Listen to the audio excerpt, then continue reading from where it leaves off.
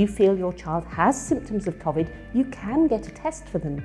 Booking a free Covid test can be done through the online booking portal on the Gov UK website. This will give you a range of testing options available in your local area and can include an appointment at a drive-through test centre or ordering a home testing kit. The drive-through testing centre is likely to be the fastest way to get tested depending on where you live. If you don't have access to a computer or smartphone, you can also order a test by calling 119. 119 can provide support in up to 650 languages.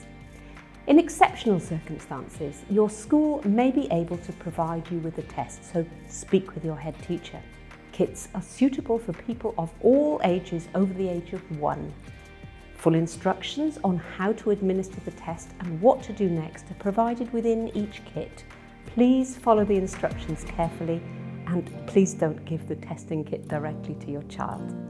Remember, you should only test your child if they have symptoms of a high temperature, a continuous cough, or loss of taste or smell. Otherwise, it's probably just a cold. If you have any questions or need to speak with someone about it, then please call 119, where you can get advice. Many thanks for helping us keep our schools open, our children learning, and all of our families safe.